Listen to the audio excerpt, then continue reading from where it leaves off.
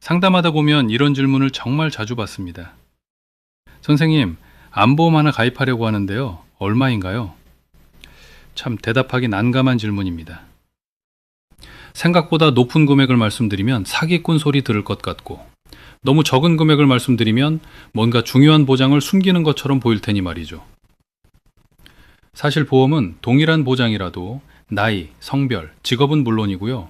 납입기간이 몇 년인지, 몇 세 만기인지, 갱신형인지 비갱신형인지, 그리고 어떤 상품인지에 따라 금액이 천차만별로 달라집니다. 그래서 단순히 얼마냐고 물으시면 제대로 된 대답을 해드릴 수가 없습니다. 19년 동안 수많은 분들의 보험을 함께 들여다보면서 이 기준 없이 가입한 분들이 어떻게 되는지 똑똑히 봐왔습니다.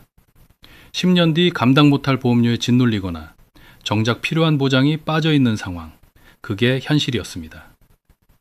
오늘은 그 본질적인 이야기를 드리려고 합니다. 적정 보험료, 도대체 어떻게 정해야 하는가? 오늘 영상 끝까지 함께 해주시면 보험료를 바라보는 여러분의 기준이 완전히 달라지실 겁니다.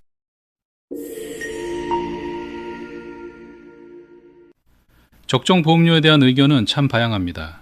소득의 5%라는 얘기도 있고 8%, 10%가 적당하다는 의견도 있습니다. 월급이 300만 원이라면 15만 원에서 30만 원 사이가 적정 예산이 든다는 거죠. 그런데 이 기준 딱 한 번만 제대로 따져보겠습니다. 월 200만 원 버는 분과 월 500만 원 버는 분을 예로 들어보죠. 둘 다 소득의 10%를 보험료로 내면 각각 20만 원과 50만 원입니다. 같은 기준인데 예산 차이가 벌써 2.5배나 나죠. 그렇다면 월 1000만 원 버는 분은 보험료로만 100만 원을 내야 할까요? 비율이라는 기준이 사람마다 얼마나 다르게 적용되는지 보이시죠? 여기에 변수를 더 대입해 보겠습니다. 기혼인가요? 미혼인가요? 맞벌이인가요? 자녀는 몇 명이고 대출 상환금은 얼마나 되나요? 부모님 부양은 하고 계신가요? 같은 소득이라도 실제로 내가 쓸 수 있는 가처분 소득은 완전히 다를 수밖에 없습니다. 소득의 5%부터 10%까지라는 숫자는 이 모든 개인의 상황을 무시한 평균일 뿐입니다. 평균은 수백만 명의 숫자를 합쳐서 나눈 값이죠. 그 숫자에 딱 맞춰진 사람은 세상에 없습니다.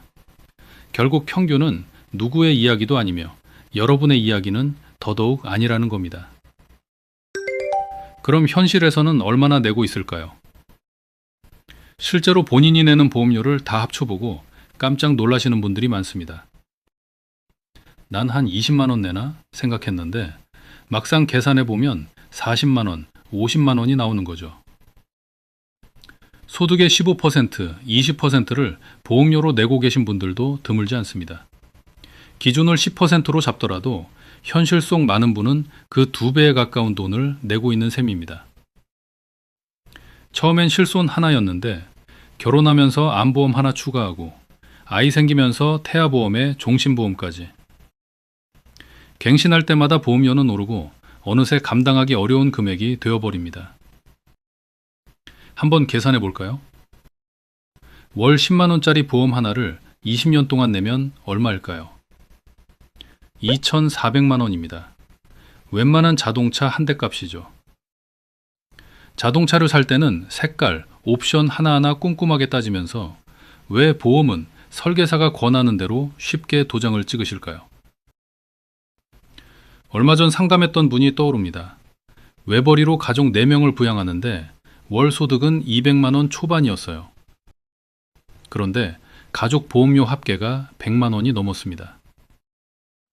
어떻게 되고 계시냐고 여쭤보니 부족할 때는 돈을 빌려서 낸다고 하셨습니다. 고민 끝에 리모델링 방향을 잡아드렸지만 결국 포기하셨습니다. 그동안 낸 돈이 아까워서 도저히 손을 못 대겠다는 게 이유였습니다. 보험료는 확 줄이면서 보장은 그대로이길 바라는 마음, 많은 분이 갖고 계십니다. 하지만 그 욕심을 내려놓지 못하면 오늘도 내일도 감당하기 버거운 보험료를 계속 내며 살 수밖에 없습니다. 그럼 진짜 기준은 뭔가요? 보통은 어떤 보장이 필요한지 먼저 정하고 그 다음 보험료를 봅니다.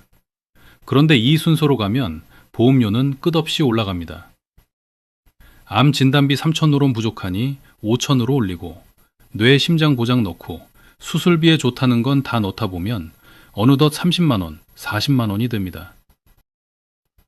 이제 순서를 바꿔야 합니다. 보장이 아니라 보험료에 대한 기준을 먼저 세워야 합니다. 지금 내는 보험료 5년 뒤에도 10년 뒤에도 낼 수 있을지 생각해 보세요. 아이 학원비가 늘거나 부모님 병원비가 필요해질 때도 중단 없이 아깝지 않게 낼 수 있는 금액. 그게 진짜 내 적정 보험료입니다. 운동화 고를 때 남들이 많이 신는 사이즈에 맞추시나요? 내 발 사이즈에 맞는 걸 고르시죠? 보험료도 마찬가지입니다. 먼저 월 소득에서 고정 비용을 빼보세요. 대출, 관리비, 식비처럼 숨만 쉬어도 나가는 돈날이죠. 거기서 저축할 돈을 따로 떼어 놓으세요. 노후 준비가 보험보다 먼저입니다. 그리고 남은 금액 안에서 보험료를 맞추시기 바랍니다. 살고 남은 돈 안에서 보험료를 정하는 이 순서 하나가 앞으로 수십 년의 가계 경제를 바꿉니다. 그 금액 안에서 어떻게 채울까요? 예산이 정해졌다면 이제 그 안을 어떻게 채울지가 남았습니다. 여기서도 순서가 있습니다. 집을 지을 때 지붕부터 얻는 사람은 없습니다. 기초공사를 하고 벽을 세우고 그 다음에 지붕을 올리죠. 순서가 틀리면 아무리 좋은 자재를 써도 무너집니다. 보험도 똑같습니다. 실손보험과 3대 진단비, 이게 기초공사입니다. 이걸 먼저 단단하게 세우고 그 다음에 가족력이나 직업에 따라 필요한 보장들을 올리는 겁니다.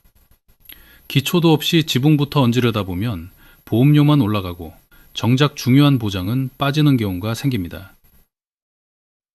여기까지 들으시면 그럼 다 해지하고 새로 해야 하나 생각하실 수 있지만 꼭 그렇지는 않습니다. 무조건 줄이는 게 목적이 아니라 감당할 수 있는 금액 안에서 꼭 필요한 보장을 지키는 것이 리모델링의 진짜 목적입니다. 처음부터 완벽하게 갖추려는 욕심을 내려놓으셔도 됩니다. 기초가 단단하면 나중에 덧붙이는 건 어렵지 않습니다. 핵심 보장부터 제대로 갖추고 형편이 나아지면 그때 하나씩 채워가는 방식이 훨씬 오래가고 현명한 방법입니다. 오늘 꼭 기억하셔야 할 핵심 내용 딱 3가지만 짚어드릴게요. 첫째, 소득의 몇 %라는 평균에 속지 마세요. 고정 비용을 뺀 내 상황에 맞춰 예산을 정하세요. 둘째, 예산을 먼저 정한 다음에 보장을 채우세요.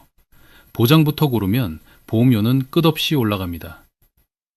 셋째, 실손과 3대 진단비로 기본부터 세우세요.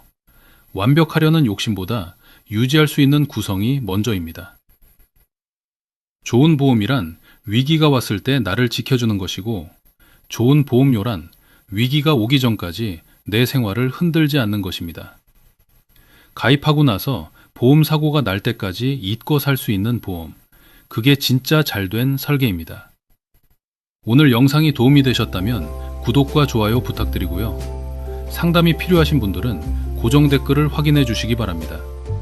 지금까지 보험일촌이었습니다. 감사합니다. 본 광고는 손해보험 광고심의 기준을 준수하였으며 유효기간은 심의 일로부터 1년입니다.